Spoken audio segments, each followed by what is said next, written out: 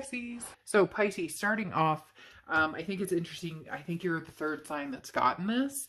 And, there's X amount of decks. I think there's like, or 40, X amount of cards. I think there's 40 something cards. And this has come up 3 times. So that's telling me this month, there's a lot of passion between people, but also a lot of, as I've explained it before, it's a love hate. I don't like to use the word hate. So it's extremes. Basically, it's like rage and impulse, love and desire. It's like makeup, breakup, have amazing makeup sex and then breakup. But this is tumultuous. This can be a relationship that's just toxic. It's fighting constantly, but it's almost thriving off of that. Does that make sense? It's almost like, there's like a intensity about it that is almost addictive to people, which everybody can say they've had. Maybe not, but most people have had some sort of relationship that has felt that desire that's amazing or so extreme, but it can be toxic as well. It can be hurtful, it can be anger, it can be all of those things wrapped into one. All right, so over here, starting with you, Pisces, we have your head and your heart. In your head, you have the 10 of Pentacles, and in your heart, you have the 4 of Pentacles. So very kind of an opposite energy, because the 10 of Pentacles talks about a legacy, talks about wanting to go forward, and talks about wanting to find that person to spend the rest of your life with. The 10 of Pentacles is generational, and this is, marriage or having kids or having grandkids, or even if none of that's involved, adopting fur babies. But this is in your head, you want the forever. You want the person that you're going to spend the rest of your life with. And this person potentially was somebody that you really truly thought you were going there with. But I don't think that you let your heart completely go with this person. And I don't think you have with many people. And I don't think you have in a long time, because the 4 of Pentacles is your heart energy, and this is greedy energy. The 4 of Pentacles is like, no. Now, it could be kind of protecting yourself against this person because maybe there was some toxicity here. But the 4 of Pentacles talks about, having that kind of, I'm not letting my heart go. Or maybe you've had, something happened when you were young, or something, one of your first relationships was detrimental, and therefore you've never fully opened up to somebody. Because here it's like, I want it all. I want the whole kit and caboodle. I want the marriage and the forever, and that legacy, and that, generations and generations of history between us and family and whatnot. But then here you're going, yeah, but I don't know that I can give away my heart. I don't know that I can do that. I don't know that I can open up.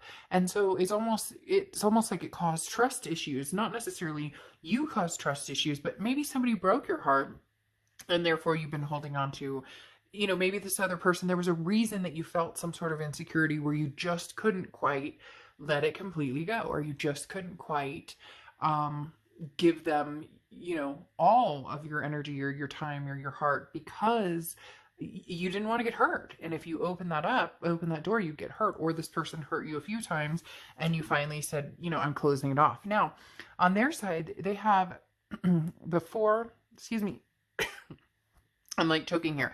The 4 of Swords and the 3 of Swords. Very interesting. So this person in their head is kind of resting, relaxing. I don't see them doing much with other people. I don't see them really looking for love, because they're still suffering from heartbreak. Now, whether it's heartbreak with you or if it's just heartbreak in general, the 3 of Swords is in their heart. And that tells me this person is kind of in a blah stage. Like they're saying, why would I want love?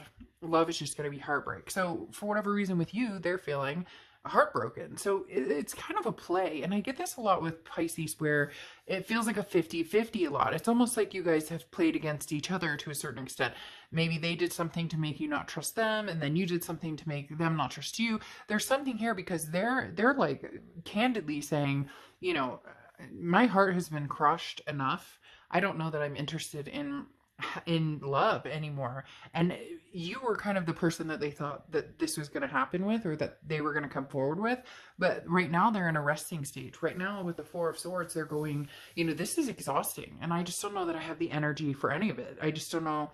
They're kind of, but it's kind of interesting because it's very similar. Like, you both wanted love, and yet they're kind of done and over it. But you still have this glimmer of, I want the love, but I don't want to expose myself. Now, here in the present, you have Judgment and you have the Tower card. So this talks about you're still similar to them with this 3 of Swords, getting over that dissolution. Now, you may have moved on from this person. You may not, have talked to this person in years, but that's the feeling, the connection between you two is still some sort of heartbreak or still some sort of destruction, disappointment, because the Tower card is, things fell to pieces and it was just destructive for both of you. But the interesting thing is there's still a solid foundation. And regardless of whether you'll ever get back together with this person or not, there's a love here that can't be squandered. There's a love here, a connection that will always be there, whether you ever talk again or not, because the Judgment card comes out, and the Judgment card talks about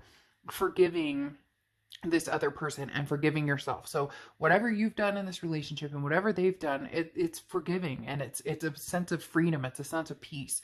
So if this person was the person of your dreams and you thought you were going to marry them and you guys would be together forever, it's not that that's dissipated necessarily. It's just saying, look, if that doesn't come to fruition, I still care about you. You'll always have a place in my heart, but I forgive you and I forgive myself. And this is important, the forgive yourself part too. And people go, well, why? Some of you may be like, well, I didn't do anything.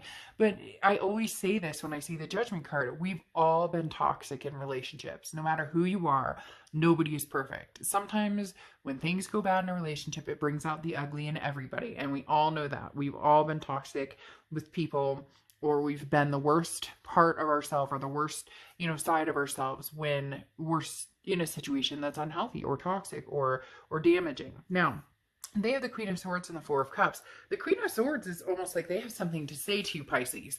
So however this ended or whatever happened, they still have something on the tip of their tongue, because the Queen of Swords is somebody who's very honest, but can also be very critical. So this person is kind of like, look, Pisces, it's almost as if it ended and it just kind of like, whoop, and it was done. And this person wants to like get the last word in, but not necessarily to not ever talk again. But it's almost like they would come towards you, but they would be like, in a defense automatically, because then they have the Four of Cups, which is feeling like taken for granted or feeling like they wasted their time. So this person is almost afraid to approach you because they worry, did I waste my time? Will I be taken for granted? As I said, it feels like you guys kind of play against each other, because you're worried about the same things with this Four of Pentacles that they're worried about with this Four of Cups. Both of you are worried about, well, they're saying, well, if I come to Pisces, Pisces is going to lock me out. And Pisces is going to be like, well, this Tower moment happened. But at the same time, they're feeling the same way. Well, if you're feeling the same way too. If you were to go towards them, it would be this Tower moment. And can we find this forgiveness? Now, in the future here, you have the Ten of Pentacles and the Queen of Pentacles. So the Ten of Pentacles is very prevalent for you. This is talking about finding the one, finding the person, as we talked about, generational, somebody, a legacy, somebody that you plan on. This is a forever. The Ten of Pentacles, there's generations sitting around here. This is a love forever. And Pisces, that is what you've wanted. Now, the Queen of Pentacles is a very nurturing energy. So maternal, paternal, it could be that you have kids or you want kids, or, maybe this other person has kids and you want to see grandkids. Whatever it is, the Queen of Pentacles is very generous, but also very wise. And this is somebody who says, look, I reciprocate the energy I'm given. So if you give me love, I give you love.